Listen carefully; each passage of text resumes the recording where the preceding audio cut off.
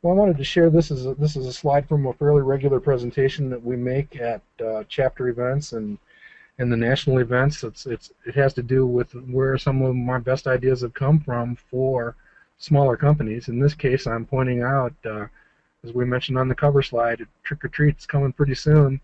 That means that the Forbes.com, it's free. You just go to Forbes.com, look for their list of best small companies, just do the pull down, and basically study some of the companies in there. You can also find companies at the New America feature at Investors Business Daily.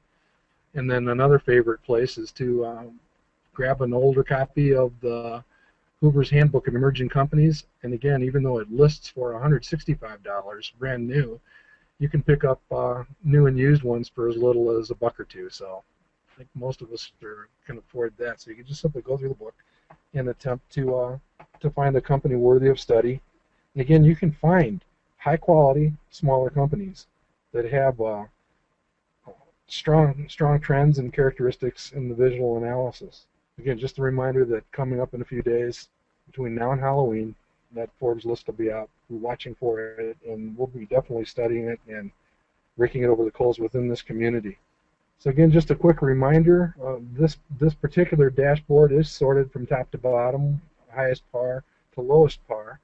I don't think I would be thinking about selling anything in this portfolio. I would be shopping, mostly among the companies up here at the top, perhaps not Research in Motion under these conditions, but either Comcast or Adobe. And we'll see that Adobe is going to actually come up a couple times over as accumulation candidates for any new money coming into the club portfolio. Again, keep in mind that these positions up at the top are relatively small. These are relatively large, so they're in a beautiful position of, even if they don't sell any of these or do a partial sale on any of these, of accumulating the ones up at the top and building more fuller positions in those. We also get the question from time to time, at what point is too much? 24%. This is a 12-stock portfolio. What we basically talk about there is taking that 12%, dividing it into 100. An average position size would be about 8. 2 times the average position size would be about 16. That's probably about as full as you want to get. But again, our advice is you don't ever panic or take action because of that trigger point alone. The fact that this 24 is higher than 16 means that you would simply be monitoring for selling opportunities to perhaps sell off a few of the shares over time, especially if it continues any higher.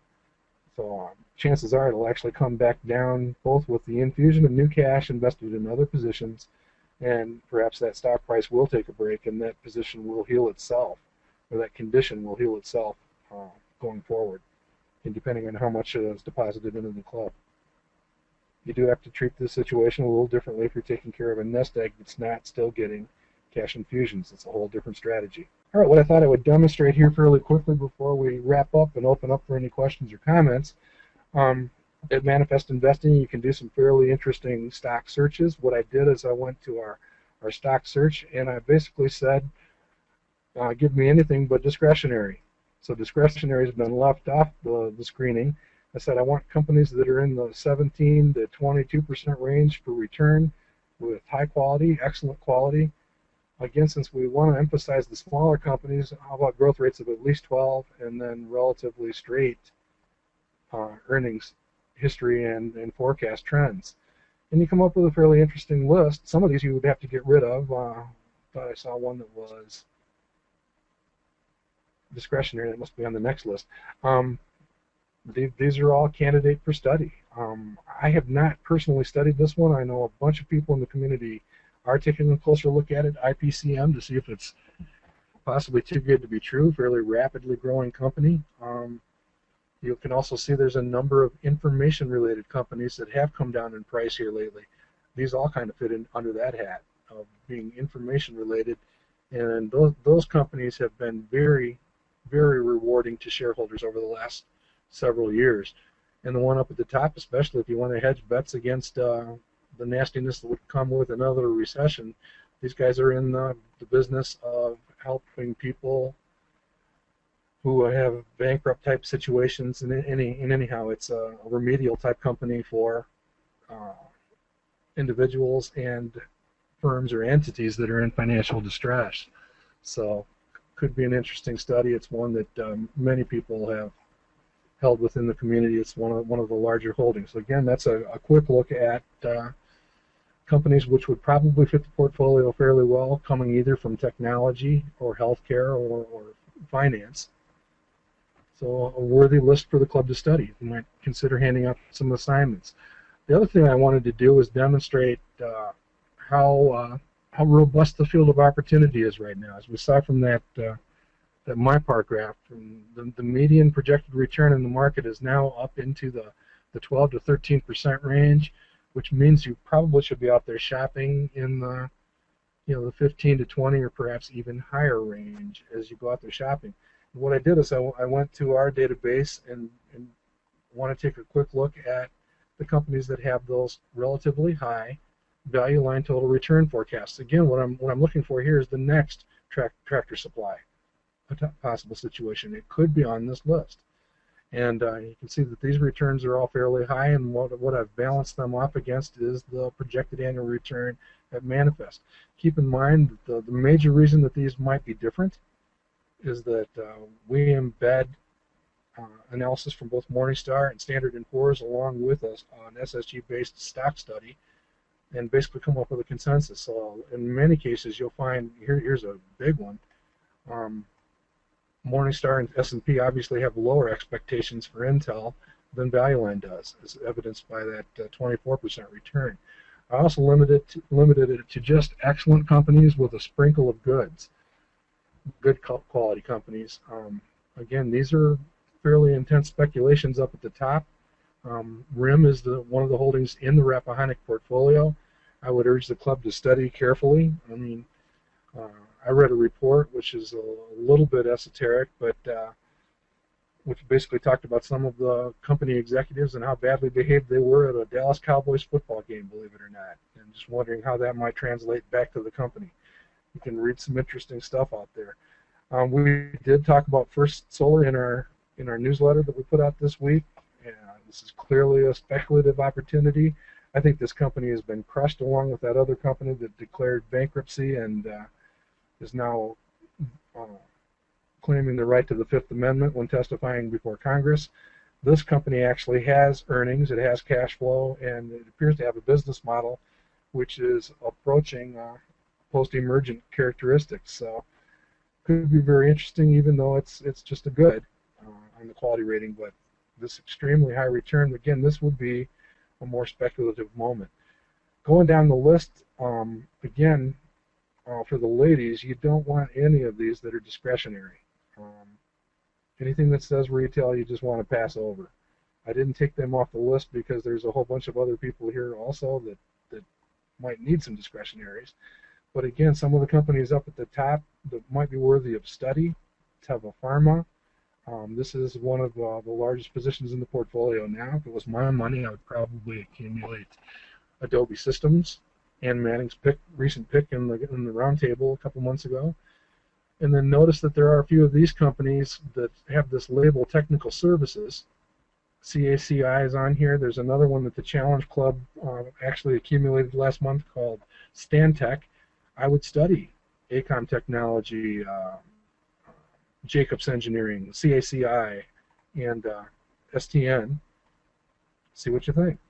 But these are in areas not covered by the portfolio now, and could be worthy of some closer study.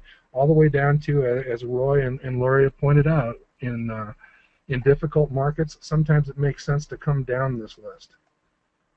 In difficult, choppy markets where things could get a little bit intense, and there's nothing wrong with talking about companies like these two at the bottom. Even though they're larger and slower growing companies, they don't fill the need for the more rapid growth end, but Infosys Tech would. Again, just some interesting shopping opportunities, and there's absolutely nothing wrong with adding more blue chips to the portfolio, as long as you maintain a commitment going forward to continue to discover and ultimately own some of those smaller companies. So with that, we'll leave that list up, see if there's any questions. We're about 50 minutes in. We can take questions for a few minutes if anybody has any comments or questions. Mark, this is a little bit different subject, but Don Leno was asking where he could find the value line arithmetic average. He doesn't find it at value line when he goes to the library, and he was wondering where you get it from. I think I'm virtually certain it's on the value line um, homepage, but one place that I know absolutely you can find it is to enter VAY in at Yahoo Finance. Is this showing up on your screen, Laurie? Yep. Do a get quote. You might need the caret. You didn't care. I'm sorry. It's caret first. So caret VAY get quote. That'll give you the value line arithmetic average. If you want to look at the chart, just do a quick interactive, and then you'll see where I put together some of these charts from. Oh, it was down pretty strong at the end of the day today, huh? Wow. Didn't know that even happened. And we never look at day charts, right? We'll look at 5 years. There it is over 5 years. You can see the Great Recession. You can see that it had done very well, and it's not immune to what's happened here over the last few months.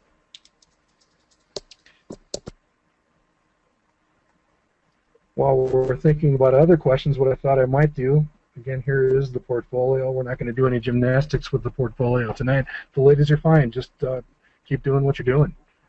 Outstanding results, and again, just ratchet up your interest level in smaller companies if you can find the willpower to do it. You'll discover that they're, especially for a club that's 3.5 years old, they can be extremely entertaining. Sometimes in the wrong way entertaining, but entertaining. I wanted to show Lori, you had asked about a little more definition on sectors. When you go to any company at Manifest now, I'm getting reports that my internet may be slogging up a little bit. You can see that the sector and the industry are displayed up here at the top. So you could literally click through the companies that are on a portfolio. Let's say you wanted to know where's Ford. Click through on Ford, and we know it's automotive, but it's also discretionary. I didn't realize that. So Ford's also in that discretionary boat, because I guess we can choose to when to buy our cars. Any other questions or comments? Noel Rodman says the value line arithmetic index is also on the right-hand side of a company's value line page in a small box. It is. Well, I got to look at that.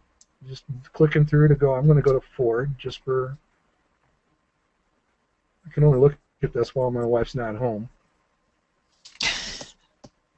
She works for Chrysler, if you're wondering. Also, it's going to be over here. Well, this is total return versus the value line arithmetic average. I don't know that it's displaying the actual index itself. I'm certain it's not. This is the total return of that index, not annualized over those periods. And then again, for Ford right now, again, this goes back to when the stock price was a little bit dated, but the low total return forecast for Ford is 16. Again, if you handed over the portfolio to me, made it mine, I would be looking to sell that if that ever got down to somewhere in the 10 range under current conditions. And that's not because I'm disloyal to Michigan or anything like that.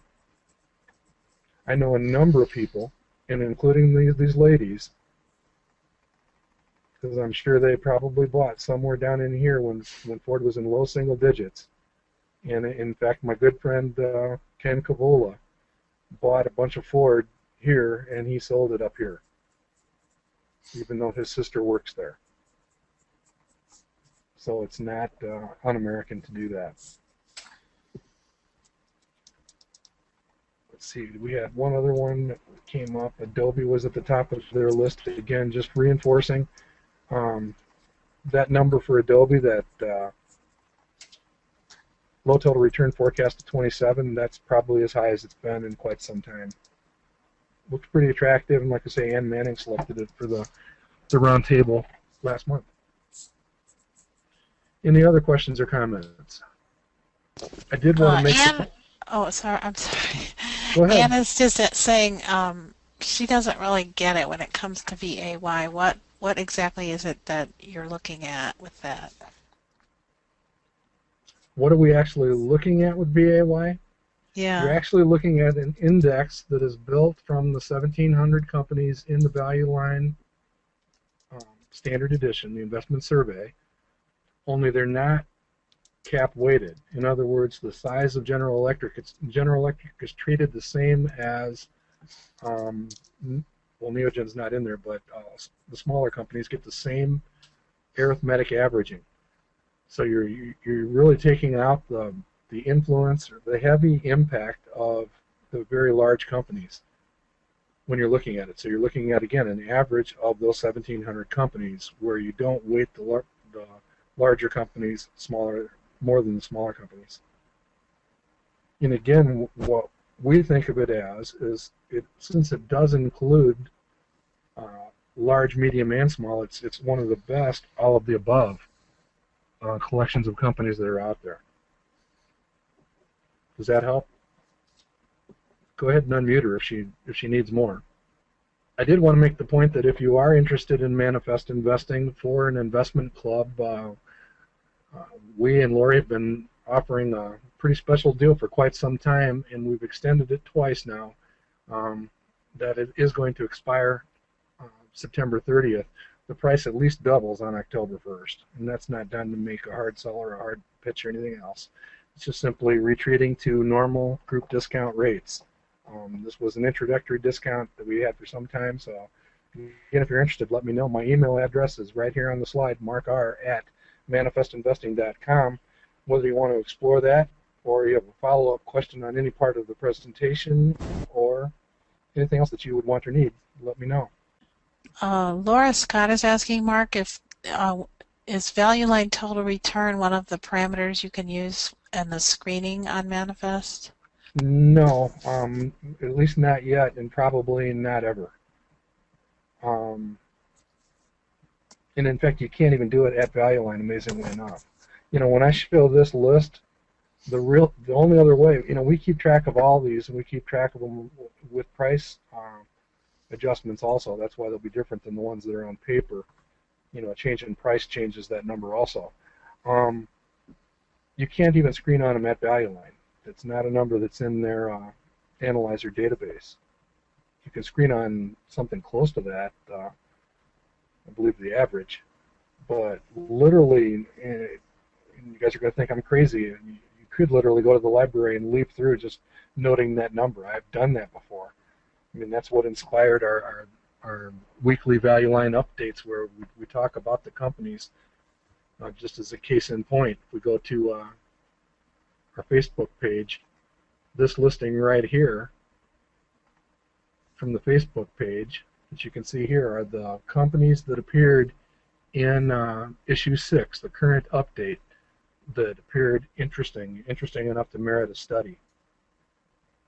But you literally would have to go through the book page by page to come up with these numbers, or screen by screen, using an online version of it. No, I'll just categorically say we will not be offering that, because we can't.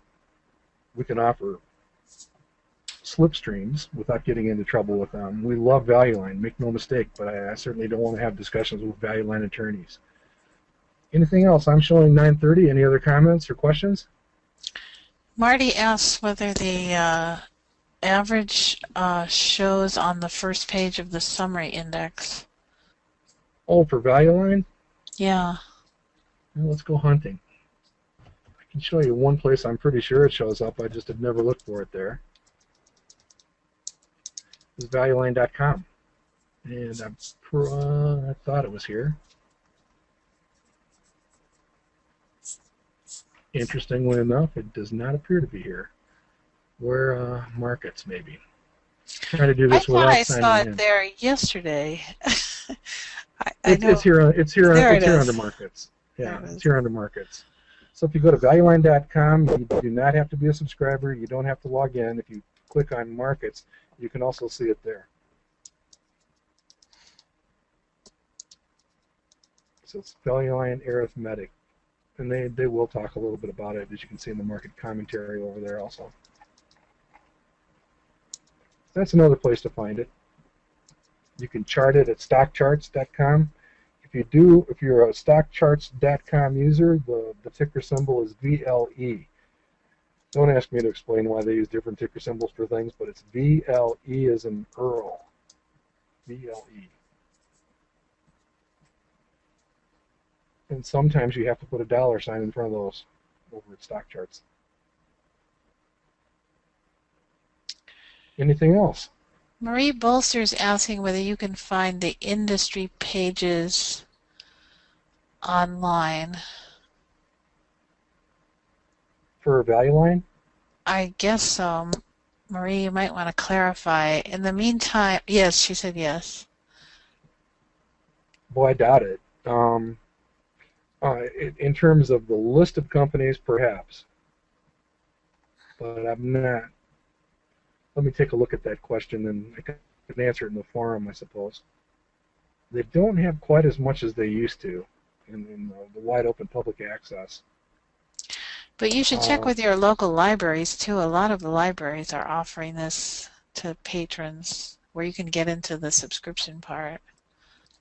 Roy says it's there, but they make it difficult. I'll have to do some homework. I mean, you used to be able to look up and see what companies were included in the Value Line Standard and Extended Edition, and I think that also gave you a look at their industry assignments. But I mean, you're not going to get to the industry reports per se. Anybody has the answer to that, feel free to post it on the forum after I post the PowerPoint. In fact, the thread is already open on the Manifest forum. Roy says there's under My Value Line. You might be able to find it. Yeah, but I think then you're getting into, it'll probably log me in. It hasn't logged me in yet. Oh, yeah, it is. It's trying to. I